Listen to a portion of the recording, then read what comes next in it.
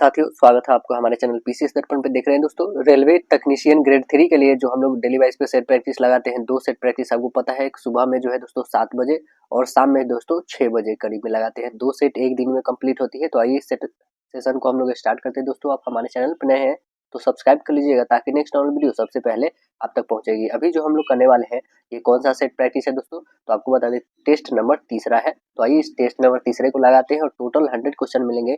इसमें अपना स्कोर क्या है जरूर कमेंट सेक्शन में बताइएगा। चलिए अपने दोस्तों में शेयर करिएगा।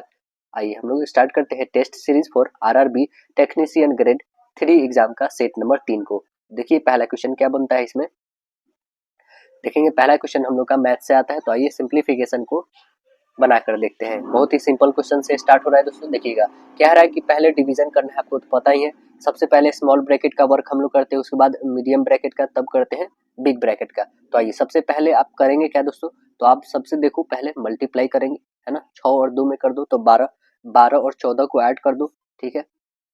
12 और यहाँ पे 9 भी घटा सकते हो आप, तो 12 और 14 को ऐड कर देंगे तो कितना हो जाएगा, 12 और प्लस 14 लिखिए तो कितने हो जाएंगे आपके पास, तो आप बताओगे 26। 26 में से 9 घटा दीजिए तो कितने हो जाएंगे आपके पास, 26 में से 9 घटा दीजिएगा तो आपके पास बन जाएंगे 19, है ना। आपके पास कितने बन जाएंगे, 26 में से 9 घटा दीजिएगा दोस्तों तो आपके पास 17 न बचेंगे, 19 नहीं 17, ठीक है। ये 17 बच गए। अब 17 को गुना, अब यहाँ से हम डिवीजन कर देंगे तो कितने हो जाएंगे, ये भी 17, यानी 17 इंटू 17 आ गए। तो इस दोनों को मल्टीप्लाई कर दीजिएगा, क्या आ जाएगा 289 आता है, ठीक है। अभी हम 17 इंटू 17 रखते हैं और डिवीजन बाई 289 ही है। 289 डिवाइड कर दीजिए तो 1 आ जाएगा, यानी आंसर क्या बन गया, तो राइट आंसर ऑप्शन डी बताइएगा। चलिए अगला क्वेश्चन आप बनाइए, देखिए और पढ़िए, बताइए क्या होगा। कह रहा है कि किसी धन राशि पर जो है 5 वर्ष के लिए साधारण ब्याज मूलधन के 20% के बराबर है, तो कितने वर्षों में ब्याज मूलधन के बराबर हो जाएगा, बताइए दोस्तों क्या होगा आंसर। उसके बाद हम बनाएंगे। चलिए देखिए क्या बनेगा इसका। तो बोला क्या गया कि ब्याज कितना है, पहले हम लोग निकालेंगे ब्याज प्रतिशत, है ना। 5 वर्षों में 20% के बराबर है, ठीक है। कितने, 20% के बराबर है, कितने वर्षों में, 5 वर्षों में। तो इसका रेट निकल जाएगा हमारा कितना, 4% निकल जाएगा प्रति वर्ष, ठीक है। 4%। तो ब्याज को मूलधन के बराबर होने में जो लगा समय है वो कितना है, तो आप बता देंगे क्या कि हम 100 सपोज करे हैं, उसमें कितना अपॉन 4, यही ना जो परसेंटेज है हमारा, काटिए इसको, कितना 25 वर्ष। आंसर क्या बताइएगा, राइट आंसर सी। अगला क्वेश्चन बनाइए। कह रहा है क्या, रिया 25% का लाभ अर्जित करते हुए 35,000 में एक लैपटॉप को बेचती है। यदि 30% का लाभ अर्जित करना चाहती थी तो उसे लैपटॉप को किस मूल्य पर बेचना चाहिए था, तो किस मूल्य पर बेचना चाहिए था, आइए देख लेते हैं हम लोग। चलिए इसे आप लोग सॉल्व किए, देखेंगे पहले विक्रय मूल्य हमारे पास कितना है, 35,000, ठीक है। अब जो कह रहा है कि लाभ उसको कितना है, 25% मिल रहा है, ठीक। अब करना है क्या, 30% लाभ पे उसको बेचना है। तब एसपी बराबर हम क्या लिखेंगे, सेलिंग प्राइस बराबर लिखेंगे क्या कि 35,000 का था सामान उसका, ठीक है। ओपन कर देंगे, हमें 30% का लाभ कमाना है ना, तो 35,000 का है। तो अब देखेंगे कि ये 25% लाभ कमाई है, यानी 125 और गुने 130 कर दिए, क्योंकि हमें 130 कमाना है। 30% तो 130 कर दिए, काटिए इसको, तो आप काटोगे 25 से काटो, 25 टाइम में 1 टाइम में कटेगा, इसको काटो तो आपको काटिएगा टोटल, तो आपके पास आ जाएंगे कैलकुलेट करके 36,400 आ जाएंगे, ठीक है दोस्तों। आप कैलकुलेशन करेंगे तो 36, सभी डिविजिबल है ही, यहाँ पे दिखे रहे सभी 5 से डिविजिबल है, तो आप सीधे कैलकुलेशन करिए 36,000 आपके आ जाएंगे 400। तो आंसर क्या बताइएगा, राइट आंसर ऑप्शन डी बताइएगा, 36,400 करेक्ट आंसर आपके बन जाएंगे। अगला क्वेश्चन देखिए और बताइए इसको। कह रहा है कि रोहित समान दूरी की 4 यात्राएं करता है। पहली यात्रा में उसकी चाल जो है 400 किलोमीटर प्रति घंटा थी। प्रत्येक अगली यात्रा में उसकी चाल पिछली यात्रा की चाल से आधी थी, ठीक है। इस 4 यात्राओं में रोहित की औसत चाल क्या होगी, ये हमें बतानी है। तो जो मान लेते हैं कि समान 4 दूरियां जो है वो कितनी है, तो 100 किलोमीटर, ठीक है। 100 किलोमीटर है, तो औसत चाल क्या हो जाएगा, देखिए तब इसका औसत चाल आप निकालेंगे तो आपके पास हो जाएगा 100 प्लस 100 प्लस 100 प्लस 100, टोटल 4 दूरिया को हमने लिया, ठीक है। अपॉन कर दीजिए कितना है, तो आप बताएंगे क्या कि ये 100 डिस्टेंस को कवर करता है कितना, 400 किलोमीटर प्रति घंटा के। तो 400 किलोमीटर लिखे, प्लस लिखेंगे, सभी का आधा हो जाता है, 400 का आधा कितना हो जाएगा, 200 लिखे, प्लस 100, 200 का आधा 100, प्लस 100 और 100 का आधा 50, ये हो गया हमारा। अब इसका एवरेज निकालिए, ये सभी ऊपर वाले का कितना हो जाएगा, 400 आएगा। इसको आप डिवीजन कर दीजिए, 2 जीरो से 2 जीरो, 2 जीरो से 2 जीरो, पूरे के पूरे कट गए और ये 2 आ गया। अब देखेंगे ये क्या आ गया, तो आप बताओगे कि एक आ गया 1/4 प्लस 1/2 प्लस 1 और प्लस आ गया 2। तो ये देखेंगे 3 और यहाँ पे कैलकुलेशन कर लेंगे तो कितनी आ जाएगी आपके पास, ऊपर में 4 चला जाएगा, एलसीएम लीजिएगा तो 400 और इंटू ऊपर 4 आ जाएगा और नीचे कितने बच जाएंगे, तो 1 + 2 + 4 + 8 यानी कितना हो जाएगा, 12 2 14 1 15। अब इसे काट के देख लीजिए क्या कटने वाला है, बिल्कुल कटेगा। तो अब 1600 अपन में आपके आ जाएंगे 15, काटिए इसके पास तो कितने आ जाएंगे, 320 अपॉन 3 किलोमीटर प्रति घंटा आ जाएंगे, 320 अपॉन 3। राइट आंसर कौन सी बन रही है, तो option number B correct answer बन रहा है आपका। नेक्स्ट क्वेश्चन देखेंगे, कह रहा है कि एक घनाकार कमरे में रखी जा सकने वाली सबसे लंबी छड़ की लंबाई जो है 8√3 सेंटीमीटर है, तो घन का आयतन हमें बताना है कि कितना होगा। घन का आयतन कितना हो जाएगा, कमरे में रखी जा सकने वाली सबसे लंबी छड़ की लंबाई जो है हमारे पास दे रखा है, तो घनाकार कमरे की विकर्ण जो होती है वो क्या होते हैं, √3 into side, √3 into side equal में दे रखा 8√3, √3 से √3 कैंसिल करिए, यानी साइड जो आ गया हमारे पास क्या आ गया, तो 8 आ गया। जब साइड 8 आ गया तो आयतन नहीं निकल जाए, आयतन मतलब साइड का क्यूब होता है, तो 8 का क्यूब कर दीजिए यानी 512। आंसर क्या बताएगा, राइट आंसर ऑप्शन ए। कह रहा है महाविस्फोटक सिद्धांत बिग बैंग थ्योरी का प्रतिपादक कौन थे, का नाम क्या था, एब्जर्ज लेमेंटियर था उनका नाम। तो आंसर बताइएगा, right answer option B correct answer होगा। यह 1927 में बेल्जियम के जो है कैथलिक यूनिवर्सिटी ऑफ ल्यूवेन में जो है एस्ट्रोफिजिक्स में प्रोफेसर के तौर पे महाविस्फोट सिद्धांत दिए थे इन्होंने। कह रहा है भगवान विष्णु का मूल नाम क्या था, भगवान महावीर का जो है मूल नाम क्या था उनका, तो वर्धमान था या फिर सारीपुत था या आनंद या फिर सिद्धार्थ। तो आंसर क्या बताएंगे, right answer option A Vardhaman था, ऑप्शन ए बनेगा। अगला क्वेश्चन बताइए, कह रहा है यदि 40 सेंटीमीटर फोकस दूरी वाले उत्तल लेंस एवं 25 सेंटीमीटर फोकस दूरी वाले अवतल लेंस को एक साथ जोड़े जो संयोजन की परिणामी शक्ति क्या होगी, ये हमें बतानी है। परिणामी शक्ति क्या हो जाएगी इसकी, तो देखिए इसकी परिणामी शक्ति जो हो जाएगी P इक्वल क्या हो जाएगा, P इक्वल हो जाएगा P1 और प्लस P2 हो जाएगा। ठीक, इक्वल में हम लिख सकते हैं P equal 1/f plus 1/f, minus में रहेगा क्योंकि एक लेंस है, ठीक है, और वो भी कौन सा, तो उत्तल लेंस है। अब देखेंगे यहाँ पे इसका वैल्यू रखते हैं, तो P इक्वल हो जाएगा आपके पास 100/4 और माइनस 100/25। तो इसे काटिए कितने 4 टाइम्स में इसको 25 में से 4 घटा दीजिए तो कितने आ जाएंगे आपके पास, ये 40 है ना, तो इसको घटाइए 1 0 यानी आपके पास आ गया ये कितना 2.5 और ये आ गया 4, तो इसे घटाइएगा तो कितने आ जाएगा -1.5, -1.5 जो है डायोप्टर आ गया। तो आंसर क्या बन जाएगा, -1.5 डायोप्टर, करेक्ट आंसर ये बनेगा।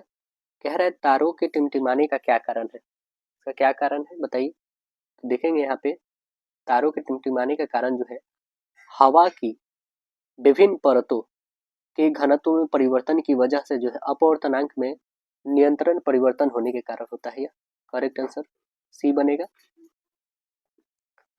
कह रहा है ठोस में ध्वनि की अनुदैर्ध्य तरंगों की गति जो है तरल पदार्थों की तुलना में अधिक क्यों होती है, क्यों अधिक होती है, तो यह इसलिए होती है कि ठोसों में गैसों की तुलना में बलक मापांक और घनत्व अधिक होता है, लेकिन घनत्व में वृद्धि की तुलना में बलक मापांक में वृद्धि अधिक होती है, इस कारण होता है, करेक्ट आंसर इसका भी सी बनेगा। वायु में सापेक्ष जल और कांच के अपवर्तनांक क्रमशः दे रखा है 4/3 और 5/3 है, तो कांच का जल का सापेक्ष अपवर्तनांक क्या होगा ये बताना है। तो कांच का क्या हो जाएगा, तो देखेंगे यहाँ पे क्या होगा 5/3 और गुने 3/4 इसे काटिए यानी कितना आ गया 5/4। तो आंसर क्या बताएगा? Right answer option C. ये फॉर्मूला होता है, इसी अकॉर्डिंग आएगा। अगला क्वेश्चन देखिए, कह रहा है कि एक प्रकाश तरंग जो है हवा से कांच में प्रवेश करती है तो तरंग की ऊर्जा कैसी प्रभावित होगी? कैसी प्रभावित होगी? तो आप आंसर बताएंगे, यह घटता है। क्या होती? तो यह घटता है। आंसर ये बनेगा। जब प्रकाश तरंग जो है वायु से कांच में जाती है तो तरंग दैर्ध्य और वेग क्या होती है? प्रभावित होती है। अगला क्वेश्चन देखिएगा, तो कह रहा है एक माध्यम का अपवर्तनांक √3 है, निम्नलिखित में से कौन सा एक सही है? कौन सही है? तो आप बता देंगे कि आपतन कोण का ज्या जो है अपवर्तन कोण के ज्या का √3 गुना है। तो आंसर क्या बताइएगा? राइट आंसर ऑप्शन ए। निम्नलिखित में से किस विद्युत चुंबकीय तरंग की तरंग दैर्ध्य सबसे कम होती है? किसकी सबसे कम होती है? ये देख लेते हैं। तो अब बता देंगे कि किसकी सबसे कम होती है। तो अब बताएंगे गामा की, किरणों की सबसे कम होती है। आंसर डी करेक्ट आंसर बनेगा। सभी प्राकृतिक जो रेडियो एक्टिव तत्व है जो अल्फा बीटा और गामा रे का उत्सर्जन करता है। अगला क्वेश्चन देखिएगा, तो सबसे जो आपको बता दें सबसे अधिक वेदन क्षमता जो होती है ना वो गामा की होती है, उसके बाद बीटा की होती है, उसके बाद अल्फा की होती है। चलिए अगला क्वेश्चन देखेंगे कि वह क्षेत्र जहाँ स्रोत से आने वाला पूरा प्रकाश जो है अवरुद्ध हो जाता है क्या कहलाता है? बताइए क्या कहलाता है? तो आप आंसर बताएंगे, उसे कहते हैं प्रछाया कहते हैं ना। क्या कहते हैं? प्रछाया। Correct answer b correct answer बन जाएगा। निम्नलिखित में से कौन सी संख्या दी गई श्रृंखला को जो है तार्किक रूप से पूरा करने के लिए जो है प्रश्न चिन्ह डैश स्थान पे आएगी? तो आंसर क्या बन जाएगा? देखिएगा 8 से 17, तो यहाँ पे क्या होने वाली है 197, 773, तो यहाँ पे हमारे पास 3077 दे रखा है, यानी कितना का इंक्रीज कर रहा है यहाँ पे? तो अब देखेंगे कि 8 से 17 जो है यह 9 इंक्रीज किया, यहाँ पे 36, यहाँ पे 144, यहाँ पे 576 और बाद में 2304, यानी सभी का आप देखेंगे तो 4 का मल्टीपल बढ़ रहा है। तो 4 का मल्टीपल बढ़ेगा यानी यहाँ पे कितना इंक्रीज करेगा मेरा 36, तो अब 36 इंक्रीज कीजिएगा यानी कितना आ जाएगा 53। आंसर बनेगा correct answer B right answer होगा। एक निश्चित कूट भाषा में जो है लिखा गया है, इसको ये लिखा गया है ना, इसको ये लिखा गया, तो अब इसका बताना है कि क्या हो जाएगा। देखेंगे यहाँ पे टोटल जो नंबर ऑफ डिजिट्स है वो कितने हैं? 3 और 3 6 और 2 8, 8 को 6 लिखा गया है। ठीक है, यहाँ पे 3 और 3 6, 6 को 4 लिखा है, मतलब 2 घटा रखा है क्या? ऐसे देख लेते हैं हम लोग, यहाँ पे भी कितने हैं 3 ना, 3 6 6 3 9, 9 में से 2 घटा दीजिए 7 आंसर है क्या? तो आप देखेंगे कि 7 बिल्कुल सही आंसर है। तो राइट आंसर क्या बन जाएगा? Option number C. देखिए कह रहा है कि प्लस और माइनस को आपस में बदल दिया जाता है, गुना और भाग को आपस में बदल दिया जाता है, तो निम्नलिखित में वाट के स्थान पर जो है क्या आएगा ये आपको बतानी है। तो देखिए यहाँ पे आप कह रहे हैं ना कि जैसे यहाँ पे डिवाइड है तो मल्टीप्लाई, यहाँ मल्टीप्लाई है तो डिवाइड कर दीजिए, यहाँ पे प्लस है तो माइनस कर दीजिए, यहाँ माइनस है तो प्लस कर दीजिए। ठीक है, बस अब इसे सॉल्व करिए। 24 को इससे डिवाइड करेंगे आप दोस्तों तो ये 24 टाइम में कटेगा, 24 को फिर 9 से आपको गुना करना पड़ेगा। ठीक है, 24 से 9 में गुना जो भी करके आएगा उसमें 7 से जोड़ दीजिए, और जोड़ने के बाद जो भी आएगा उसे 109 घटा दीजिएगा। तो आंसर क्या बन जाएगा आपके पास? तो आपके पास जो है 24 नम्मा करिएगा ना तो 216 आ जाएगा, 216 में से 109 और प्लस 109 है और प्लस 7 है। ठीक है, तो 16 और 7 कितने हो जाएंगे 23, तो 223 में से 109 घटा दीजिए यानी 114। आंसर बताइएगा, राइट आंसर ऑप्शन ए हो जाएगा आपका। ये अगला क्वेश्चन कह रहा है कि निम्नलिखित जो 4 अक्षर समूह दिए गए जिसमें से 3 एक तरह समान है और एक जो है सबसे अलग है, वो कौन सबसे अलग है? देखिएगा इसमें कौन सबसे अलग आ रहा है, तो ये देख लेते हैं। यहाँ 20 से 3 घटा, ठीक है, मतलब 17 है ये, और ये 16, 16 17 20। ठीक, यहाँ पे देखिए 24 22, मतलब 2 ही यहाँ पे हो रहा है, लेकिन यहाँ पे 3 का हुआ था।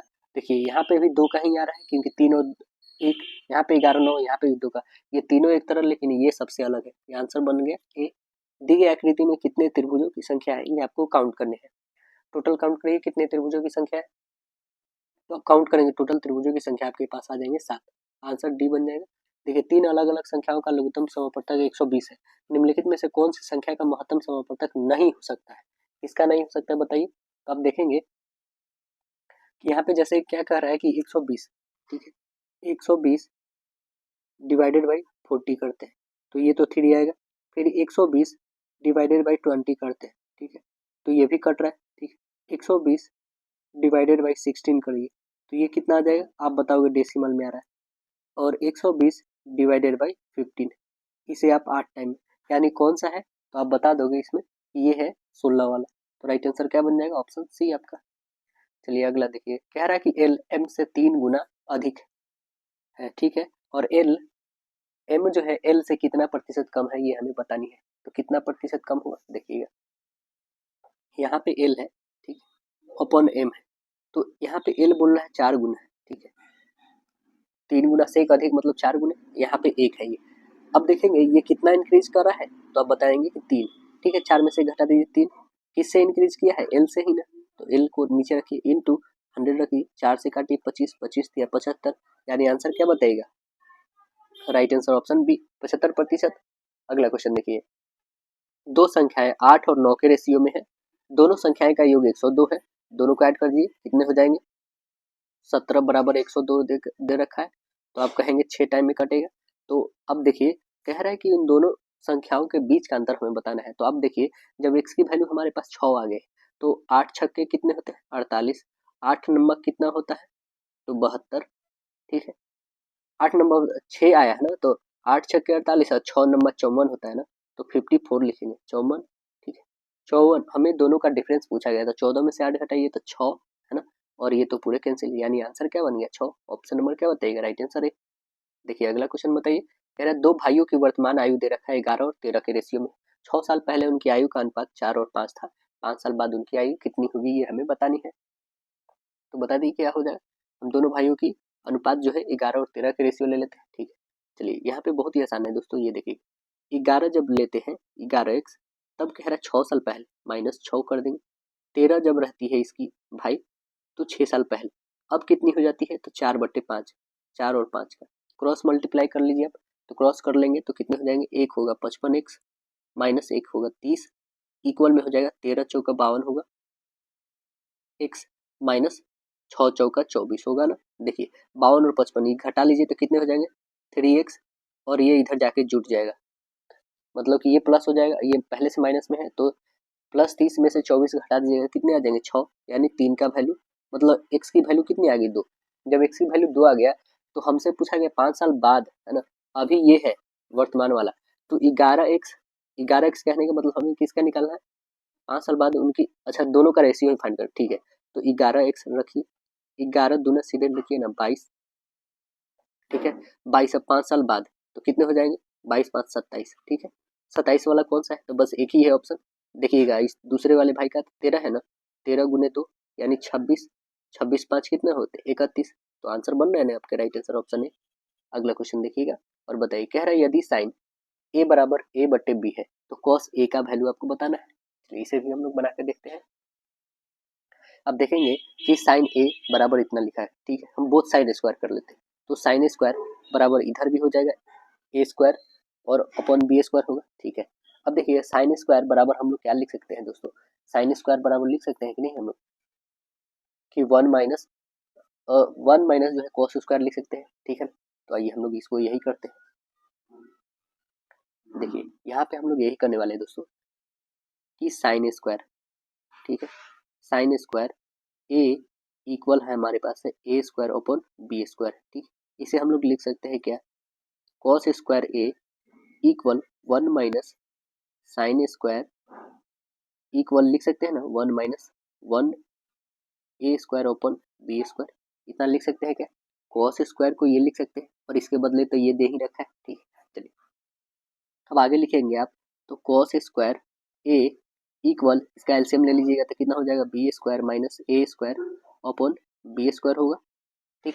तो आप यहाँ पे सीधे लिखिए कॉस ए इक्वल हो जाएगा, इस पे रूट ओवर हो जाएगा, सीधे हम लिख नहीं रहे यहाँ पे इसका रूट ओवर कर देते हैं, तो रूट ओवर को इसको ब्रेक करिएगा तो क्या जाएगा, बी तो नीचे छूट जाएगा क्योंकि ये प्लस माइनस है, इसका रिलेशन हटेगा नहीं इस वाले का ऊपर वाले का, तो नीचे हमारे पास क्या हो जाएगा, यहाँ पे सीधे आप लिखेंगे B square minus a square, और यहाँ पे अपॉन में ये बी आपका स्वतंत्र हो जाएगा, यानी आंसर बन जाएगा आपके पास root under b square minus a square upon b हो जाएगा। तो आइए देख लेते हैं हम लोग ये ऑप्शन कौन से है, तो कौन सा ऑप्शन दिख रहा है आपको बताइए, तो आप देख रहे होंगे इसमें दिख रही है दोस्तों ये b square minus a square upon b, correct answer option D दिख रही है।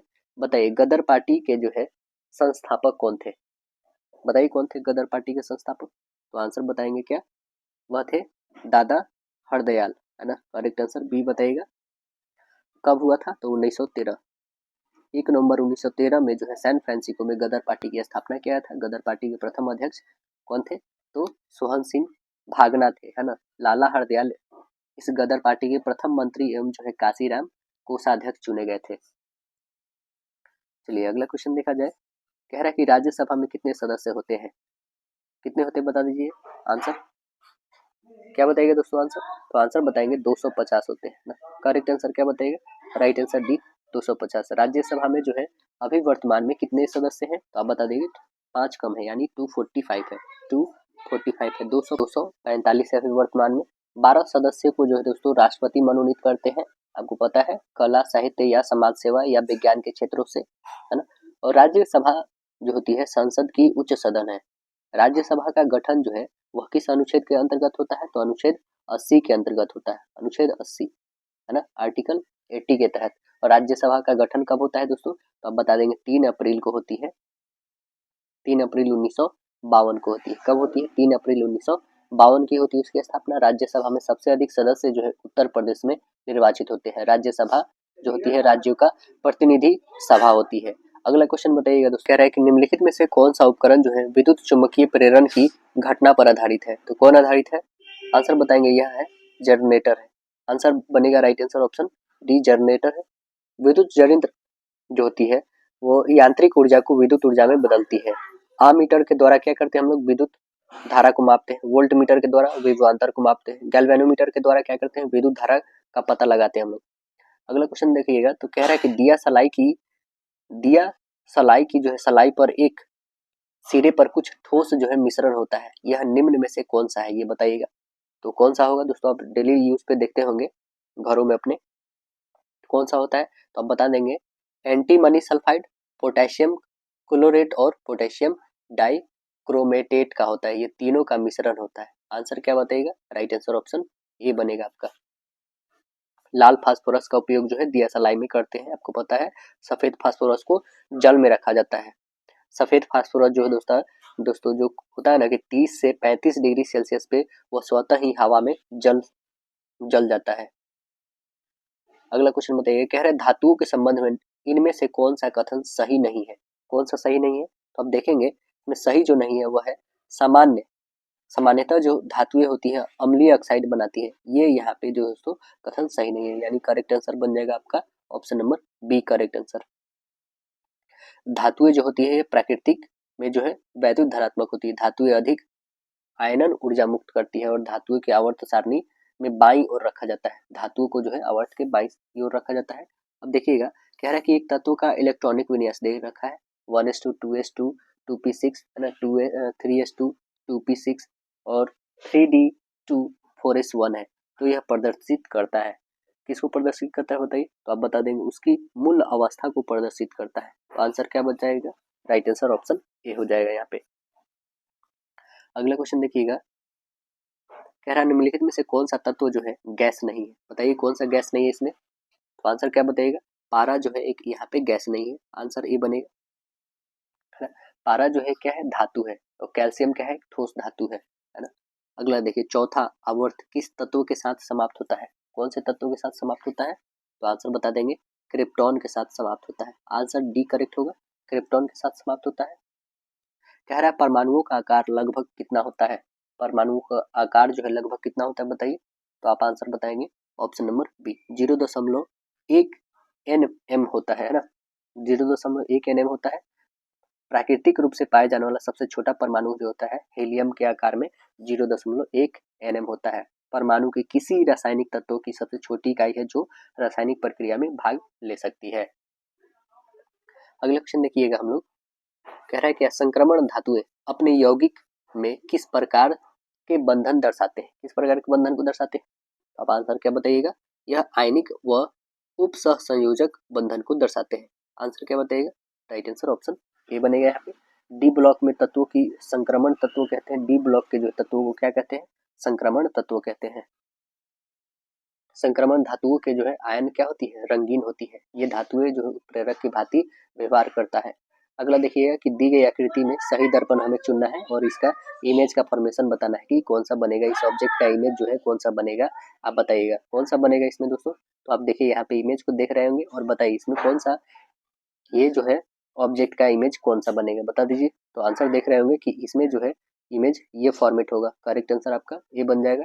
बताइएगा कि यहाँ पे हमारे पास कथन और निष्कर्ष दे रखा है। आइए हम लोग कथन और निष्कर्ष को रीड करते हैं।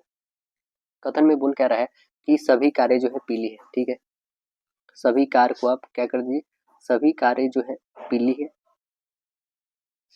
सभी कारें पीली है। कुछ पीली फूल है, कुछ पीली जो है फूल है। ठीक है, कुछ पीली फूल है और कह रहा है कि कुछ फूल भूरे हैं, भूरे हैं, भूरे हैं। ठीक है, अब कह रहा है कि कुछ पीले जो है, कुछ पीली भूरी है, कुछ पीली भूरी है। ये तो बात बिल्कुल गलत है। सभी पीले कार है, सभी पीले कार है, नहीं ये भी नहीं, यानी ना तो एक और ना ही दो इसका अनुसरण कर रहे हैं। Option number A correct answer हो जाएगा। अगला क्वेश्चन कह रहा है कि वेन आरेख का हमें बनाना है किसका, तो आप देखेंगे मंगल, शुक्र और ग्रह। तो आप देखेंगे कि मंगल और शुक्र यहाँ पे दोनों क्या है, ग्रह है। तो आंसर क्या बन जाएगा, राइट आंसर ऑप्शन यहाँ पे आप बताइएगा सी है। दोनों ग्रह हैं जो दोनों अलग अलग है और ये दोनों ग्रह की श्रेणी में आते हैं। तो आंसर बन जाएगा राइट आंसर ऑप्शन सी। अगला देखेंगे, कह रहा है यदि एक शब्द दे रखा है क्या, यूनिवर्सिटी के अक्षर को वर्णमाला के क्रम के अनुसार व्यवस्थित कीजिए तो बाएं सिरे से 7वें स्थान पर कौन सा अक्षर आएगा, ये हमें बताना है। तो आइए हम लोग अल्फाबेट के अकॉर्डिंग इसको सजा देते हैं। कैसे होगा, जैसे ए बी सी आता है ना, वैसे आपको लिखना है। तो सबसे पहले क्या आएगा, तो इसमें सबसे पहले ई आएगा, उसके बाद क्या आएगा आई, फिर एक और आई है, फिर एन, फिर क्या है आर, एस, टी, यू, भी और लास्ट में वाई है। अब देखेंगे हमें सातवां क्रम ढूंढना है। तो कितना हो गया, 3 4 5 6 एंड सातवां, यही तो है सातवां हमें ढूंढनी है। तो सातवां कौन सा अक्षर है, टी है। करेक्ट आंसर सी बन जाएगा आपका। चलिए अगला क्वेश्चन बताइए। कह रहा है विकल्प दिए गए हैं चार नदियों में से 3 के बीच में स्थित संबंध है। ठीक है, जबकि उनमें से एक असंगत है। वो कौन सा असंगत है, देखिए गोदावरी, गंगा, सिंधु, ब्रह्मपुत्र। कौन है सबसे अलग, तो आप देखेंगे कि यहाँ पे गोदावरी को छोड़कर अन्य सभी नदियां का उद्गम स्थल जो है हिमालय से हो रही है। तो इसलिए यहाँ पे गोदावरी हो जाएगी। यहाँ पे ये होता है दोस्तों महाराष्ट्र में इसका उद्गम होता है, महाबलेश्वर में। तो करेक्ट आंसर ए बन जाएगा। अगला क्वेश्चन देखिएगा, कह रहा है पहली 10 विषम प्रकृत संख्याओं का माध्य हमें बताना है। तो क्या हो जाएगा इसका, निकालिएगा। तो प्रथम 10 जो है विषम जो है प्रकृत संख्याओं का माध्य निकालेंगे तो वो कौन कौन सा होगा, 1 होगा, 3 5 7 9 11 13 15 17 और 19, इतना ही ना है। प्रथम संख्या प्लस अंतिम संख्या, प्रथम क्या है तो 1 है, अंतिम संख्या क्या है 19 है। तो 1 प्लस 19 कितने हो जाएंगे, 20/2 काटिए कितने हो जाएंगे 10। आंसर क्या बताएगा, राइट आंसर ऑप्शन सी होगा। नेक्स्ट है कि किसी चतुर्भुज एबीसीडी के विकर्ण एक दूसरे को समद्विभाजित करते हैं तो ए 45 डिग्री, तो बी का मान बताना है क्या हो जाएगा। तो बी का वैल्यू क्या बन जाएगा, आपको पता है कि यहाँ पे जैसे कोई चतुर्भुज हम बनाते हैं, ये कोई हमारा चतुर्भुज है, इसे दो विकर्ण है, दो विकर्ण में एक के साइड जो है 45 बन रहा है। ठीक है, तो एक जब 45 यहाँ पे बना रहा है तो दूसरा कितना होगा। तो आपको पता होना चाहिए कि चतुर्भुज के जो आमने सामने की कोनों होती है उस दोनों का सम जो होता है वो 180 डिग्री होता है। जब ये 45 है तो इसे घटा लीजिए 180 में से, 180 में से 45 घटेगा तो आंसर कितना हो जाएगा, आप बताओगे 135 डिग्री। आंसर बन जाएगा 135 degree. Right answer option D बताइएगा। कह रहा है दो अभाज्य संख्या है x और y जिसमें x बड़ा है y से का लघुत्तम समवर्तक दे रखा है 319। तो 2x माइनस 5y का मान हमें बताना है कि कितना हो जाएगा। देखिए दो यहाँ पे जो अभाज्य संख्याएं का लघुत्तम समवर्तक 319 है, तो x हम सपोज कर लेते क्या है 29 और y जो है 11 है। इस दोनों का मल्टीप्लाई करने पे इतना आना चाहिए। हमने दोनों को मल्टीप्लाई करा, बिल्कुल आया। अब देखिए x की जब वैल्यू पता होगी y की वैल्यू पता होगी तो यहाँ पे रख देना है बस। तो कितने हो जाएंगे, x 2 से मल्टीपल कर देंगे तो 18 और 4 एंड 5 हो जाएंगे। माइनस आप करोगे इसमें 11 25 55 यानी घटा दो तो कितने हो जाएंगे 58 में से 55 यानी 3। तो आंसर क्या बताइएगा, राइट आंसर ऑप्शन बी हो जाएगा। अगला क्वेश्चन देखिएगा, कह रहा है क्या कि x की power 3 plus 4x² plus 6x minus 2 को जो है x प्लस 5 से विभाजित करने पर प्राप्त होने वाला शेष हमें ज्ञात करना है। शेष क्या हो जाएगा, तो आइए हम लोग देखते हैं। कह रहा है क्या, यहाँ पे x प्लस 5 से विभाजित करना है, यानी x की वैल्यू क्या हो जाएगा, तो आप x इक्वल लिखोगे -5 लिखोगे ना, क्योंकि इसके बाद 0 है तो यहाँ से करोगे तो ये माइनस में आ जाएगा। ठीक है, बस यहाँ पे सभी के जगह पे -5 रख दो। इसमें -5 रखोगे तो -125 आएगा। ठीक है, -125 आ गया और यहाँ पे प्लस है तो प्लस ही रह जाएगा, क्योंकि स्क्वायर करने पे प्लस ही रह जाएगा, माइनस माइनस। तो आप खुद 25 और चौके कितने हो जाएंगे 100, 25 चौके 100, और यहाँ पे माइनस हो जाएगा 25, आपके हो जाएंगे कितने, तो 5 छक्के 30 हो जाएगा। ठीक है, 5 छक्के 30। अब ये माइनस में 2 रहेगा। ठीक है, अब देखिए इसका कैलकुलेशन कर दीजिए, जो प्लस में है तो 100 एक प्लस में, बाद बाकी सभी माइनस में है, तो सभी माइनस वाले को ऐड कर लेंगे, है ना। सभी को ऐड करके 125 और 30 कितने, ये सभी को ऐड करके और 100 उसमें से घटा दीजिए, तो आपके पास टोटल आ जाएंगे माइनस में, वो भी आएंगे क्योंकि आप देख ही रहे सबसे ज़्यादा ये बड़ा है 100 से, तो माइनस में आ जाएंगे 57। आंसर कौन सा बन जाएगा, right answer option B correct answer बन जाएगा आपका।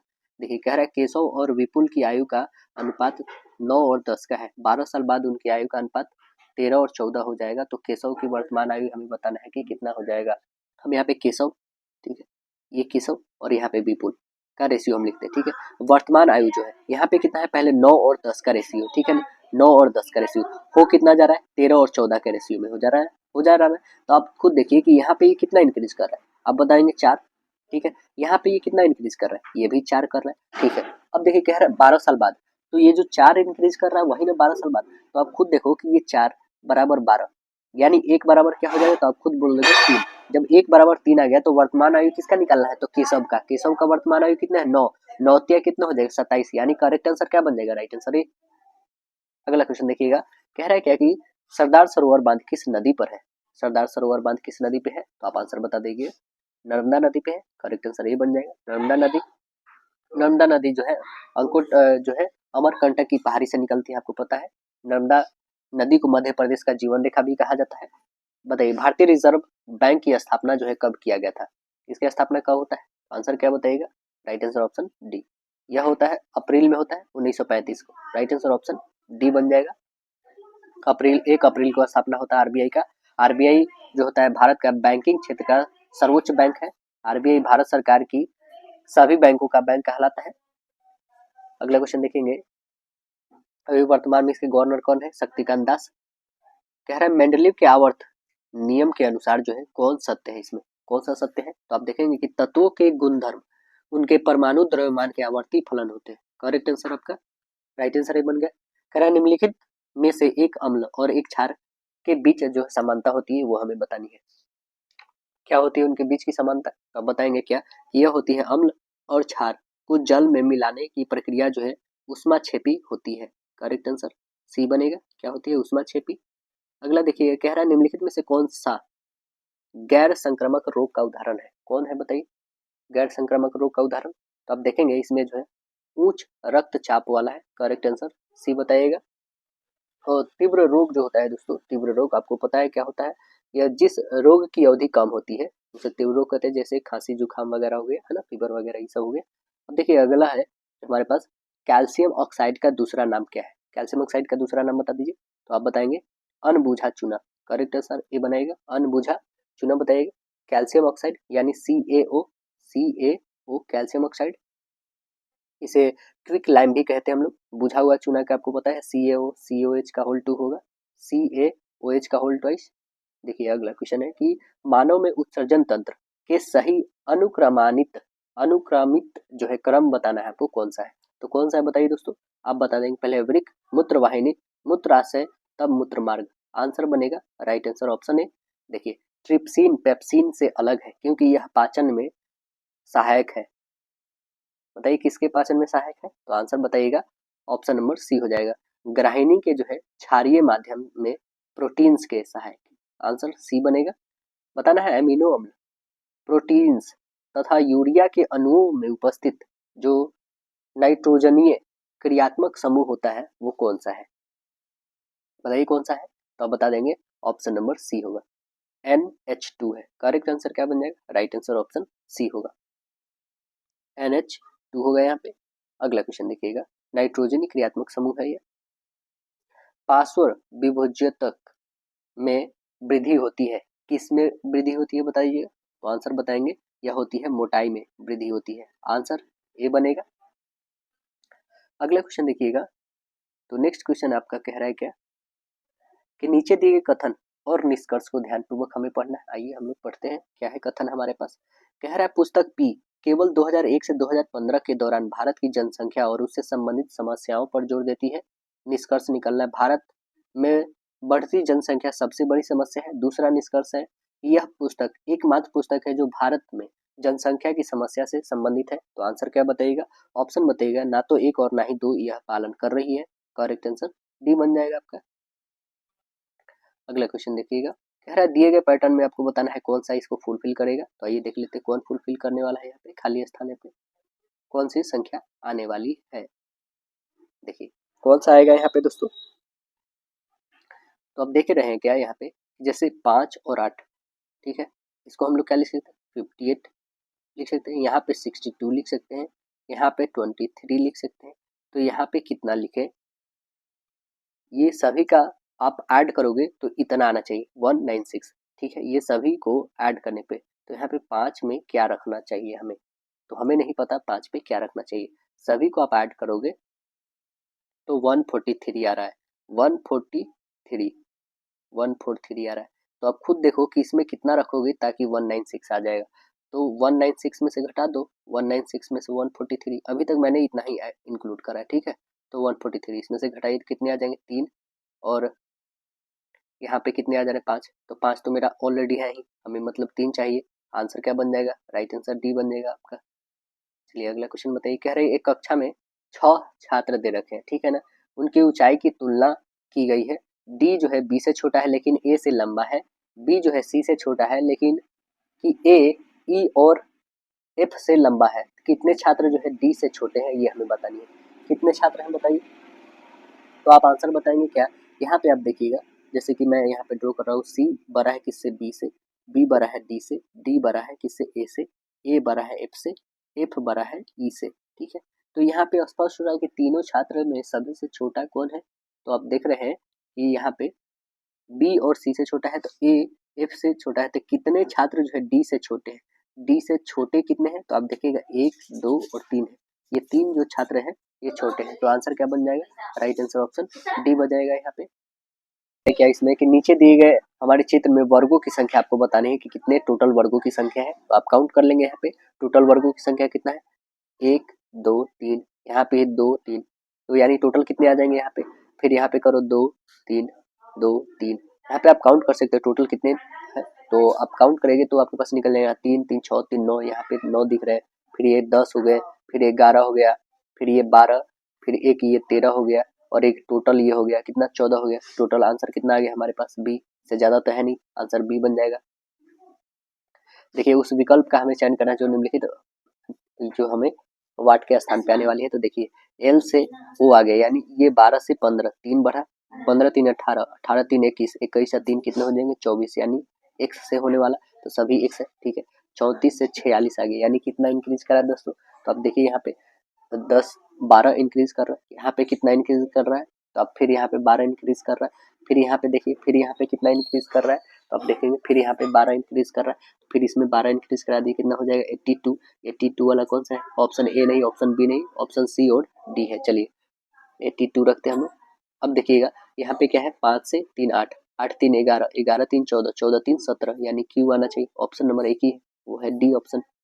देखिए ए और बी एक साथ मिलकर किसी कार्य को 24 दिनों में पूरा कर सकते हैं, ठीक है। उन्होंने 18 दिन तक कार्य किया और शेष कार्य को सी 10 दिनों में पूरा कर लेता है। ए बी सी मिलकर इस कार्य को कितने दिनों में पूरा कर सकते हैं, ये हमें बतानी है। तो ए तथा बी जो है एक दिन में कितने काम करते हैं, 24 काम, ठीक है। ए और बी, ए प्लस बी जो है एक दिनों में काम करते हैं 1/24, ठीक है। अब ए तथा बी जो है 18 दिन तक काम करते हैं, ए तथा बी जो है कितने दिन तक काम करते हैं, 18 दिनों तक, कितने कामों को 24, तो इसे काटिए 6 से 6 ते 18, 6 चौका 24, यानी 3/4, तो शेष कार्य कितना बच गया। अब शेष कार्य बताओगे तो एक टोटल तो काम होता है, इसमें से 3/4 हो चुका, यानी कितना हो गया, तो अब बता दोगे कि 4 में से 3 घटा यानी 1/4, अब शेष बच गया, ठीक है ना। घटाने पे 1/4 जो है शेष काम बच गया, सी कितने दिनों में करेगा, तो 1/4 काम को जो है सी कितने दिनों में, 10 दिनों में करता है, यानी 1/10 कर दो, यानी कितने हो जाएगा 1/40। तो सी जो है कितने दिनों में काम को कर लेगा उसे, तो अब 40 दिनों में कर लेगा। तो हमें लेकिन बताना है ए बी सी मिलकर इस कार्य को कितने दिनों में कर लेंगे, तो कितने हो जाएंगे, तो अब देखोगे 24 ए बी कर रहा है और सी 40 दिनों में कर रहा है, यहाँ पे गुना कर दो और नीचे में ऐड कर दो, यही तो होता है हम लोग का फॉर्मूला। तो 24 और 40 को ऐड करेंगे तो कितना हो जाएगा, 4 और 2 6, 64 हो जाएगा। तो इसे काट के देखिए कटने वाला जो जो है, तो आप काटोगे तो ये कटेंगे, 8 से काट दो, 8 25 40, 8 8 से 24, 8 3 का 24, यानी कितने हो जाएंगे, 5 3 15, यानी कितने दिनों में कर लेंगे, तो आप बता दोगे 15 दिनों में। आंसर क्या बन जाएगा, राइट आंसर ऑप्शन डी बन जाएगा, 15 दिन।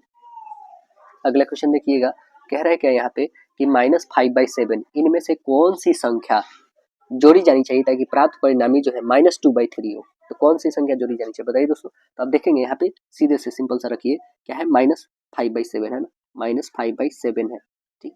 अब जो है आपके पास इसमें हमें नहीं पता क्या जोड़नी चाहिए ताकि हमारे पास -2/3 आ जाए, है ना, यही आना चाहिए। तो आप देखेंगे ये तो प्लस मेरा रहने चाहिए, इस वाले को हम उठा के इधर ला देते हैं, ठीक है।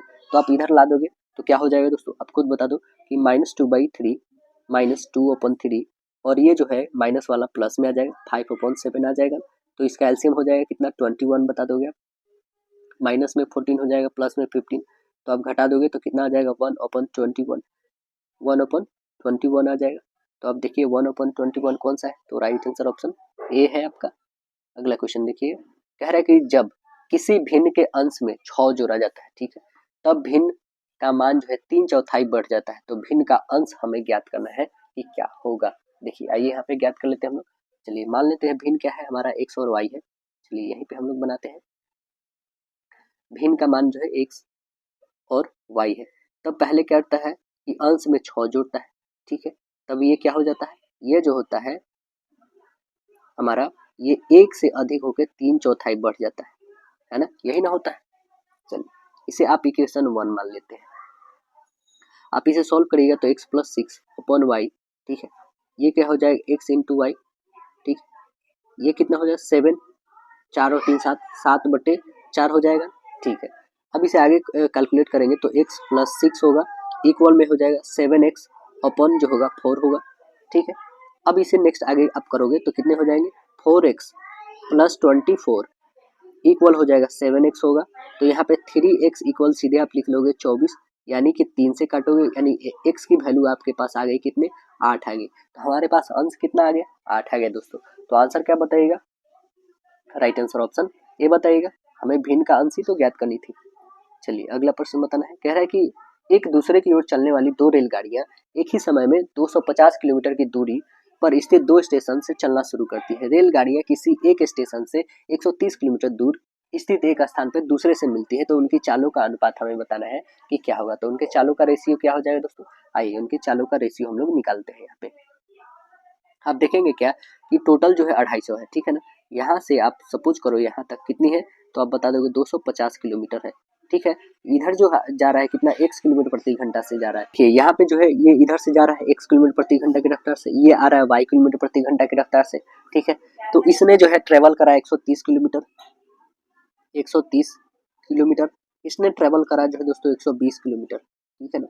तभी तो दोनों का इंक्लूड करके 250 आ रहा है। हम मान लेते हैं दोनों रेलगाड़ियों की चाल कितना है, x और दूसरी की है y किलोमीटर प्रति घंटा। तब देखिए ये 130 जा रहा है, कौन x इक्वल, ये 120 जा रहा है, ये कौन y, दोनों क्योंकि इक्वल समय जो है इक्वल है, इसी कारण होगा। तो x/y जो हो जाएगा आपके पास कितना हो जाएगा, 130/120 हो जाएगा। 0 से 0 काट दीजिए, यानी कह सकते हैं 13/12 है, ठीक है, 13/12। तो हमारा आंसर क्या निकल गया दोस्तों, आप रेशियो ही तो बताना था 13 और 12 का, तो ऑप्शन नंबर क्या बन जाएगा, राइट आंसर ऑप्शन सी बता दीजिएगा। अगला क्वेश्चन देखिएगा, कह रहा है कि एक खिलौना कार का अंकित मूल्य 600 रुपये है। दुकानदार जो है उस खिलौने कार पर 4% की छूट देता है और फिर जो 28% का लाभ अर्जित करता है, तो खिलौने कार का जो है क्रय मूल्य आपको बताना है कितना होगा। देखिए यहाँ पे दिया गया हमारे पास खिलौने कार का जो है अंकित मूल्य कितना है, तो आप बता देंगे 600 रुपये, ठीक है। अंकित मूल्य कितना दे ही रखा है क्वेश्चन में। अब बताइएगा कि कॉस्ट प्राइस अपॉन जो है हमारे पास मार्क प्राइस, ठीक है। Cost price upon mark price, cost price पे जो है छूट दिया जाता है, जो डिस्काउंट दिया जाता है, ठीक है, जो डिस्काउंट दिया जाता है, और अपॉन जो मार्क प्राइस पे हमें लाभ मिलता है 100 प्लस प्रॉफिट परसेंट, है ना। तो आइए यहाँ पे रखते हैं cost price upon mark price, ठीक है। आप रखो इसका वैल्यू, तो कितने होंगे, डिस्काउंट 4% का हो रहा है, ठीक है। प्रॉफिट हमें मिल रहा है 28, तो 128 हो जाएगा, 100 और प्लस यहाँ पे 28 कर दीजिए, ठीक है। अब आगे इसे सॉल्व करिएगा तो कितने हो जाएंगे, 96 अपन जो होगा 128, ये कटने वाले हैं क्या, तो इसे काट दीजिए। आप काटोगे तो कितने टाइम्स में कटेंगे, ये कटेगा आपके 3 टाइम्स में और ये कटेगा आपके 4 टाइम्स में, ठीक है। तो आप 4 और 3 टाइम्स में काट दोगे तो आप खुद देखें यहाँ पे कि सीपी का 3 और एम मार्क प्राइस का हमारा 4 रेशियो हो गया। तो 4 यूनिट का वैल्यू दे रखा है, यही 4 यूनिट का वैल्यू 600 दे रखा है। तो 4 बराबर आप 600 रखो दोस्तों, तो आप काटो इसे कितने टाइम्स में कटेगा, तो आप खुद बता दो कि 150 टाइम्स में। तो एक रेशियो का 150 आ गया, तो 3 रेशियो का नहीं निकाल लोगे, तो 3 से काट दो, 15 3 45 यानी 450। आंसर क्या बता दोगे, राइट आंसर ऑप्शन सी बता दीजिएगा 450। देखिए भारतीय सेना ने पहला अपेच लड़ाकू हेलीकॉप्टर जो है स्क्वाड्रन कहाँ पर स्थापित किया था, कहाँ पर किया बताइए, तो आप बताएंगे यह पहले किया जोधपुर में, राइट आंसर ऑप्शन डी बनेगा जोधपुर, है ना। यह कब हुआ था दोस्तों, तो भारतीय सेना ने 15 मार्च 2024 को राजस्थान के जोधपुर में अपने पहला अपेच लड़ाकू हेलीकॉप्टर स्क्वाड्रन स्थापित किया। इस स्क्वाड्रन का नाम जो है 451 एविएशन स्क्वाड्रन रखा गया है। कब किया गया है दोस्तों, 2024 में किया गया है, 15 मार्च को किया गया है, ठीक है। इस हेलीकॉप्टर को जो है हवा में टैंक के नाम से भी जाना जाता है, हवा में टैंक के नाम से जाना जाता है। यह हेलीकॉप्टर अमेरिकी कंपनी जो है बोइंग के द्वारा बनाया गया है।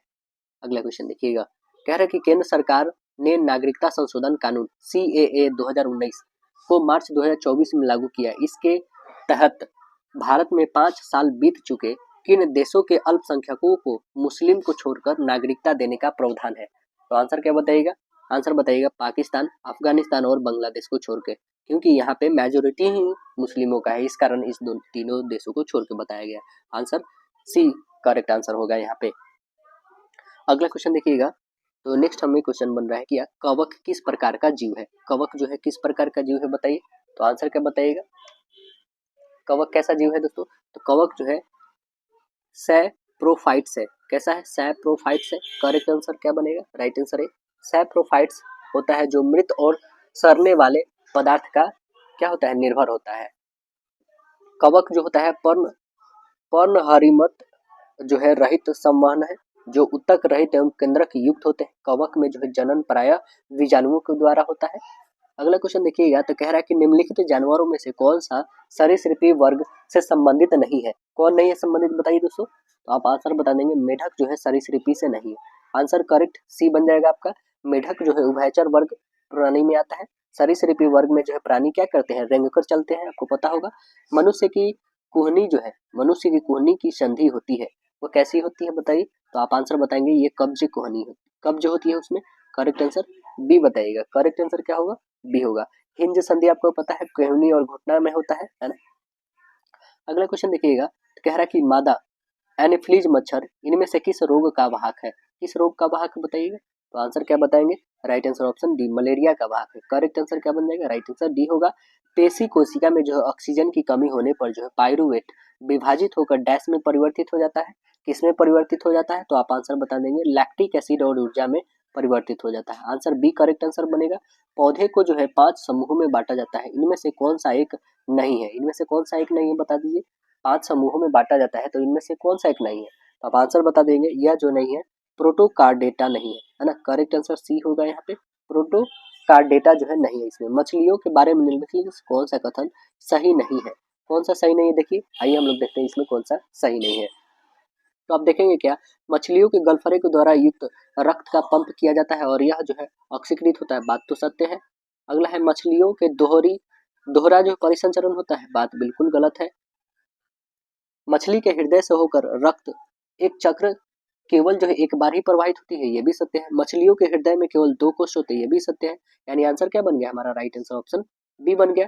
देखिए पक्षियों के अध्ययन को क्या कहते हैं, पक्षियों के अध्ययन को क्या कहते हैं, तो आंसर बताइएगा पक्षियों के अध्ययन को ऑर्निथोलॉजी कहते हैं। आंसर करेक्ट आंसर बताइएगा ऑर्निथोलॉजी, राइट आंसर डी बनेगा यहाँ पे, है ना। आंसर क्या बनेगा दोस्तों, राइट आंसर डी बनेगा। अब बताइए तो पोमोलॉजी में किसका अध्ययन किया जाता है दोस्तों, पोमोलॉजी में फलों का, किसका किया जाता है दोस्तों, फलों का अध्ययन किया जाता है, पोमोलॉजी में किया जाता है ना। और हैप्टोलॉजी में सरीसृपी का, है ना। और ऑस्टियोलॉजी में आपको पता है हड्डियों का अध्ययन किया जाता है। देखिए कुट भाषा में इसको ये लिखा गया है, तो इसको क्या लिखा जाएगा, देखिए ये कैसे लिखा गया दोस्तों, आप यहाँ पे देखोगे तो इस 2 अक्षरों को आप देखेंगे ये चेंज कर दिया गया, ठीक है। बट नेक्स्ट जो आने वाला है उसे तो पूरे तरह से चेंज किया गया है। आइए इसका विपरीत अक्षर भी हम लोग देख लेते हैं, क्या बिल्कुल इसका विपरीत है, ये इसका विपरीत, मतलब कि ये इसका विपरीत है, सेकंड, फिर ये इसका विपरीत है, ये इसका विपरीत और ये इसका विपरीत और ये इसका विपरीत है, तो सभी का विपरीत लिखिए। एम का विपरीत क्या होता है दोस्तों, तो एन होता है। एम का क्या होता है अपोजिट, एन होता है, यहाँ पे लिखेंगे। और ओ का अपोजिट क्या होता है, एल होता है, ठीक। और डी का अपोजिट क्या होता है, तो डी का आप बता देंगे डब्ल्यू होता है। और ई का अपोजिट क्या होता है, तो आप ई का बता देंगे भी। और आर का आई होता है और एन का तो एम ही होगा। तो ये देखिए ऑप्शन नंबर कौन सा है, तो ऑप्शन नंबर आपका करेक्ट आंसर बन जाएगा, राइट आंसर ऑप्शन ए बन जाएगा आपका करेक्ट आंसर। अगला प्रश्न बताइए, निम्नलिखित में से चार जो है वाद्य यंत्र में से तीन किसी तरह से दृष्टि से एक समान होते हैं और एक असंगत है, तो असंगत का हमें चयन करना है। इसमें कौन सा असंगत है, तो आप देखिएगा सितार जो है यहाँ पे सबसे असंगत है, करेक्ट आंसर सी बन जाएगा, सितार बनेगा। कह रहा है कि एक प्रश्न के दो कथन दिए गए, बताइए कि कौन सा कथन जो है प्रश्न के उत्तर देने के लिए पर्याप्त है। कौन सा पर्याप्त है, तो आप देखेंगे कि समबाहु त्रिभुज का क्षेत्रफल हमें ज्ञात करना है। तो इसके लिए क्या होना चाहिए, त्रिभुजों की भुजाओं में से एक का माप 7 होना चाहिए, त्रिभुज का परिमाप 21 होनी चाहिए। तो आंसर क्या बताइएगा, आंसर बताइए। कथन एक और दो दोनों स्वतंत्र रूप से कार्य है ना, यदि 21 है तब भी सही है और 7 है तब भी सही है। तो आंसर क्या बन जाएगा, राइट आंसर बी, क्योंकि परिमाप जो होता है 3 गुने भुजा होता है, तो भुजा यदि 7 होगा तो फिर 21 तो आ ही जाएगा, तो इसलिए दोनों पर्याप्त है। अगला क्वेश्चन देखिए, कह रहा है 5 व्यक्ति जो है ABCDE वृत्ताकार मेज पर चारों ओर केंद्र की मुख करके बैठे हुए, परंतु जरूरी नहीं किसी क्रम में है। C और D के बीच में केवल एक व्यक्ति बैठा है, केवल एक ही ओर गिनने पर जो B D के बाईं ओर दूसरे स्थान पर बैठा है, तो A B के ठीक दाईं ओर बैठा है, तो B के ठीक बाईं ओर कौन बैठा है ये हमें बतानी है। तो कौन बैठा है इसके बाईं ओर, देखिए यहाँ पे हम डायग्राम ड्रॉ कर लेते हैं दोस्तों। और टोटल जो है 5 व्यक्ति को बैठाते हैं यहाँ पे, 2 और 2 4, और एक को इधर कहीं बैठा दो। देखो B A, ठीक है, यहाँ पे डी और यहाँ पे ई और यहाँ सी बैठ गए।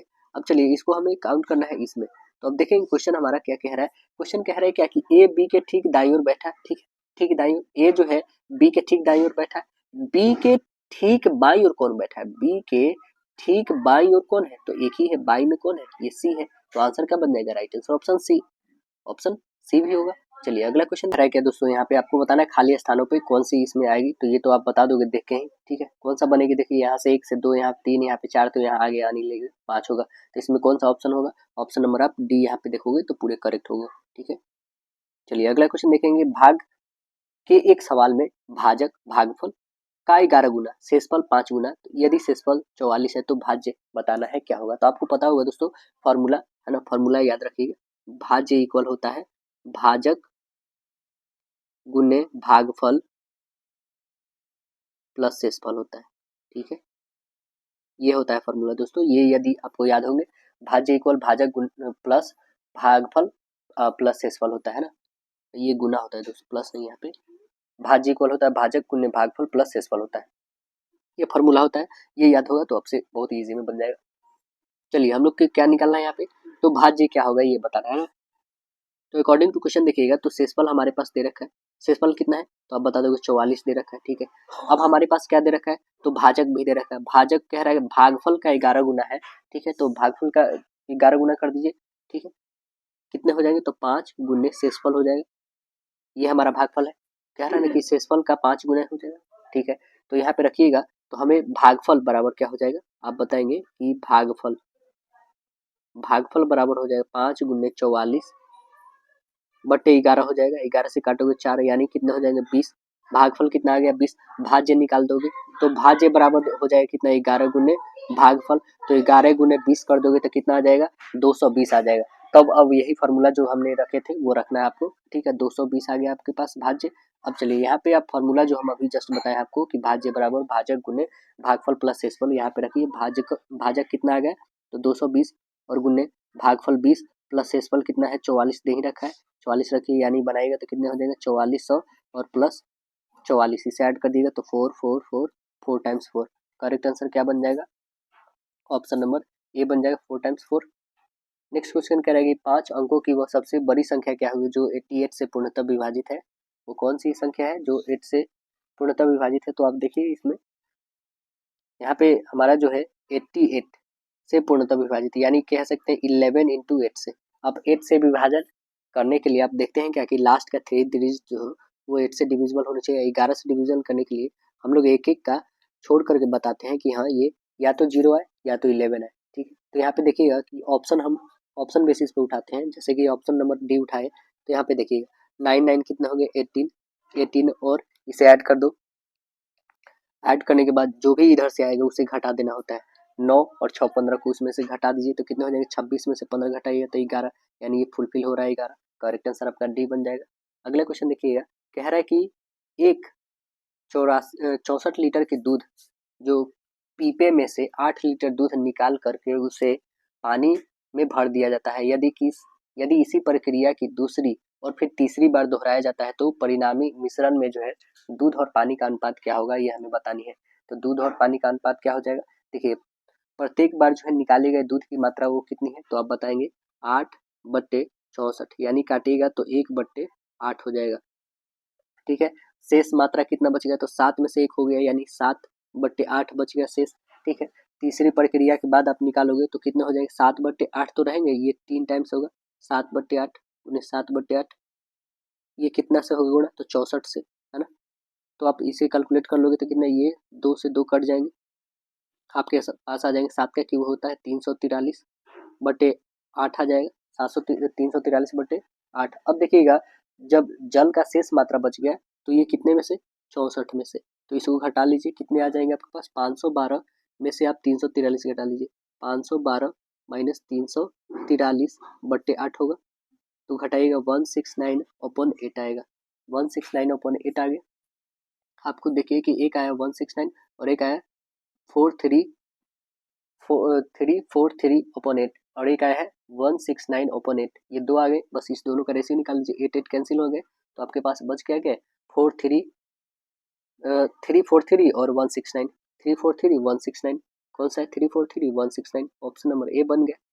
बताना है ये जो है एक चतुर्थ समानुपाती है या नहीं, तो आइए हम लोग देख लेते हैं चतुर्थ समानुपाती कैसे निकालेंगे। तो आपको पता है कि BC/A निकालते हैं चतुर्थ समानुपाती का, तो आइए BC कौन है, B कहने का मतलब ये है और C कहने का मतलब A यहाँ पे है। ठीक है, तो रखिए 5√8 और गुने 3√10 अपॉन हो जाएगा 3√5।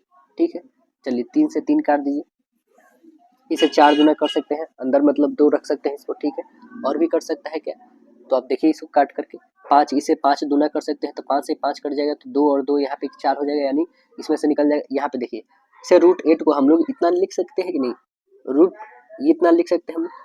ठीक है, 4 का तो आता है 2 निकल गया, 2√2 हो गया। यहाँ पे था हमारा 5 और गुने 2, इतना भी लिख सकते हैं। ठीक है, तो आप खुद देखो कि √2 और यहाँ पे √2 गुने है, तो √2 और √2 कितने हो गए, 2 हो जाएगा, यानी कितना हो जाएगा 2 और ये पहले से था 2, यानी 4 हो जाएगा।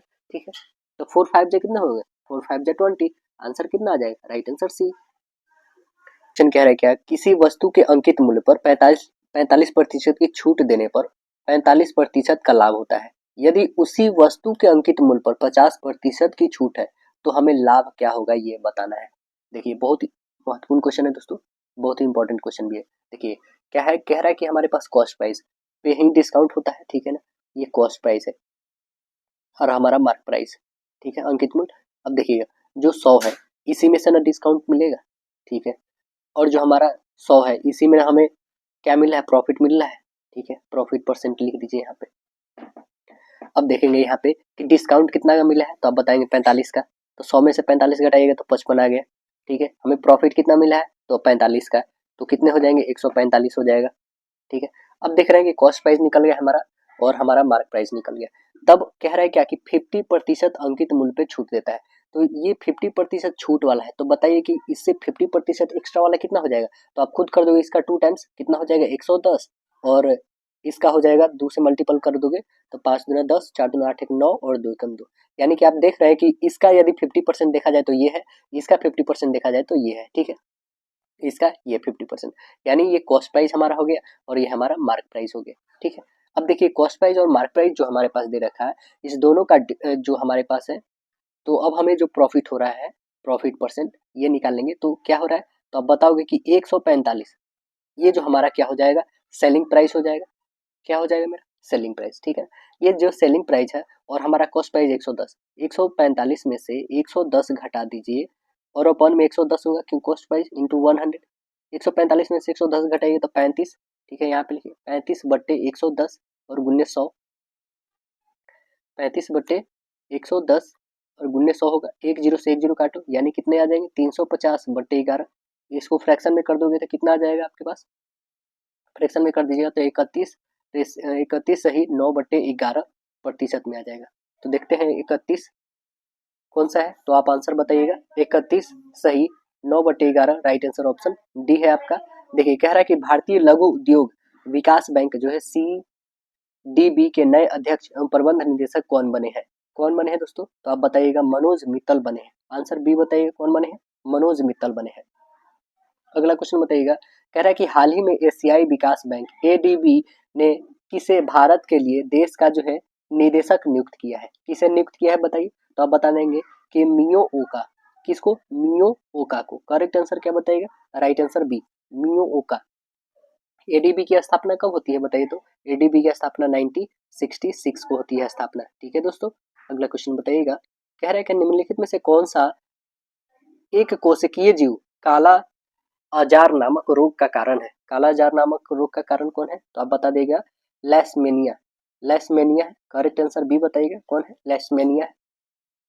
कोई पत्थर जो है 100 मीटर ऊंचाई मीनार की चोटी से गिराया गया और उसी समय दूसरी पत्थर जो है 25 मीटर प्रति सेकंड के वेग से ऊर्ध्वाधर दिशा में ऊपर की ओर फेंकी गई, तो दोनों पत्थर कब और कहाँ मिलेगी ये हमें बतानी है। कब और कहाँ मिल जाएगी दोस्तों? तो आप ये देख के बता दोगे कि मीनार से गिरने के क्रम में पहला पत्थर H होगा और ऊंचाई क्या होगा T, समय लेगा। तो यहाँ से आप देख सकते हो क्या कि ए और बी यहाँ पे दोनों सही होगा। ए में क्या है कि 4 सेकंड बाद और पृथ्वी तल से 21.6 सेंटीमीटर ऊंचाई पर 4 सेकंड बाद और मीनार की ऊंचाई से 78.4 मीटर की ऊंचाई पे, यानी करेक्ट आंसर क्या बन जाएगा? राइट आंसर ऑप्शन यहाँ पे डी बन जाएगा आपका। ठीक है, यानी हाइट निकालने के लिए UT plus half of GT square का फॉर्मूला आप यूज करोगे यहाँ पे।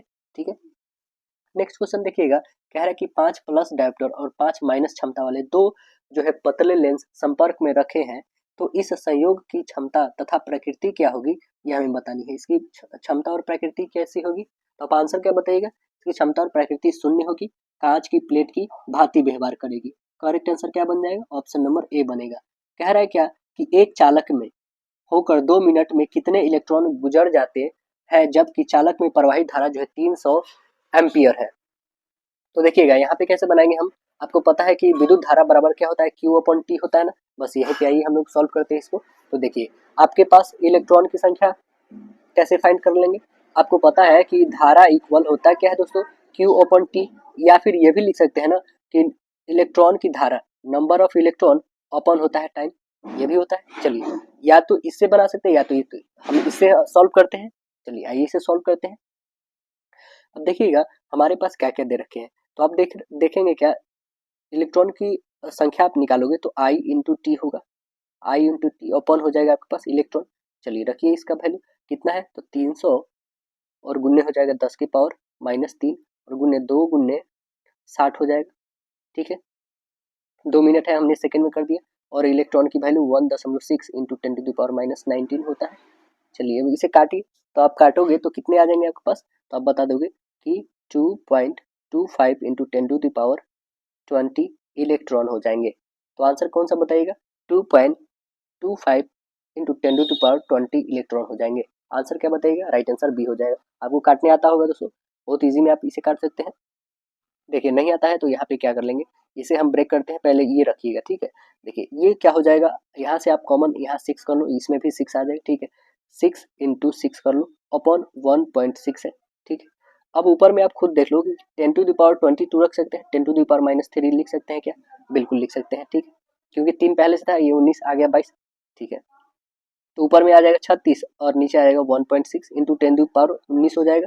अब इसे ब्रेक करोगे तो एक ऊपर चला जाएगा 10, यानी कितना आ जाएगा, इसे डिवाइड करोगे तो 22.5 इंटू 10⁻19 हो जाएगा। एक यहाँ से डेसिमल हटा दोगे यानी 2.25 इंटू 10⁻20 हो जाएगा। इसका रन आंसर बी आ गया आपका। देखिए कह रहा है कि चित्र में धारा I3 का हमें मान बताना है कि क्या होगा। बताइएगा इसमें क्या होगा इसका मान। देखेंगे कुल धारा जो हमारे पास क्या है, 0 है। ठीक है, तब यहाँ पे हम निकालेंगे क्या कि 4 एम्पियर, ठीक है, प्लस 3 एम्पियर प्लस 2 एम्पियर, ये तीनों धारा ही जा रही है। ठीक है, कहाँ तक? हमें ये वाली फाइंड करनी। ठीक है, अब देखिएगा इसमें घटा लेंगे क्या, I1, ठीक है, I2 और I3 को इसमें घटा लेंगे। ठीक है, अब घटाइएगा तो टोटल की वैल्यू कितने आ जाएंगे, तो अब बताएंगे 7 2 9।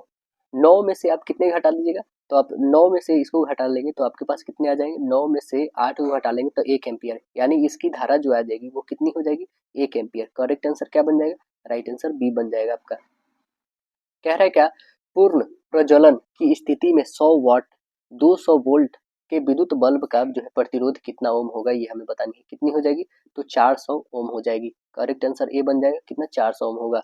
Cr2 और O3 की प्रकृति कैसी होती है, इसकी प्रकृति कैसी होती है, तो आप बता देंगे उभयधर्मी होती है। आंसर सी बताइएगा, उभयधर्मी। निम्नलिखित क्रमों में निम्नलिखित में से कौन सा धातुओं के आयनन ऊर्जा का जो है सही क्रम है, कौन सा है बताइए, तो आप बता देंगे क्या, एल्युमिनियम, मैग्नीशियम और सोडियम। यहाँ पे करेक्ट आंसर बनेगा राइट आंसर बी।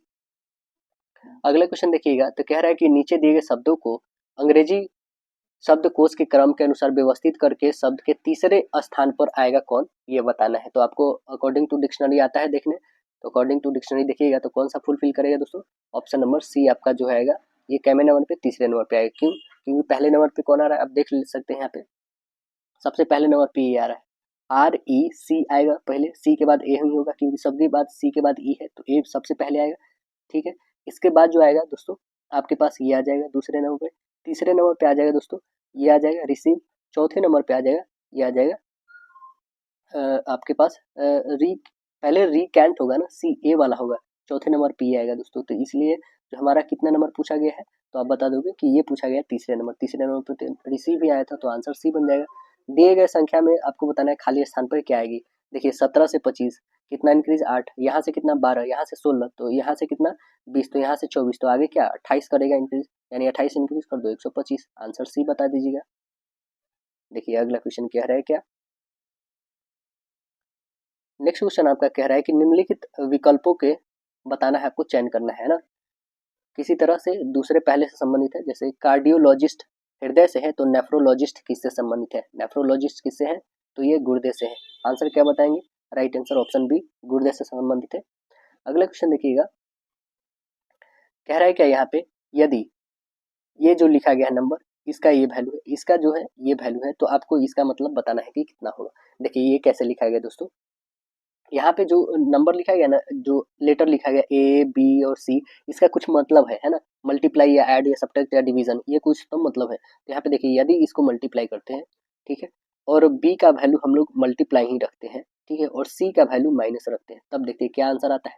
तो आप करो गुणा, कितने हो जाएंगे, 15 छक्का 90 दूना 180, 180 में से 10 घटा, बिल्कुल सही आ रहा है। तो यहाँ पे गुना, ये भी गुना और ये माइनस रखो, ये भी बिल्कुल फुलफिल कर रहा था, यहाँ पे गुना, यहाँ पे भी गुना, यहाँ माइनस रखो, ये कितने आ जाएंगे, तो आप बता दोगे, 4 के 12 और 12 दूना 24, 24 में से आप 5 घटा लोगे तो कितने बन जाएंगे, तो 19। करेक्ट आंसर क्या बन जाएगा, राइट आंसर ऑप्शन डी।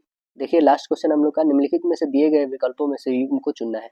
के 11 के 12, ठीक है, 11 से 12 आया, तो आपको वैसा चुनना है ना जो जस्ट उसके बाद है, सी के बाद ए नहीं, टी के बाद ए नहीं, पी के बाद क्यू, बिल्कुल 16 के बाद 17 ही आता है, एम के बाद ए नहीं, यानी कि एक ही ऑप्शन दिख रहा है, वो कौन सा ऑप्शन, तो आप बता दोगे ये ऑप्शन नंबर सी। क्यों, क्योंकि पी के बाद क्यू दिख रहा है, और यहाँ पे भी देख सकते हो 24 के बाद 26, यानी 2 का डिफरेंस होना चाहिए, तो 19 के बाद 21, 2 का डिफरेंस है, यानी ऑप्शन नंबर सी बन गया। तो आशा है दोस्तों वीडियो पसंद आएगा, फिर मिलते हैं अगले सेट में, जब तक के लिए धन्यवाद।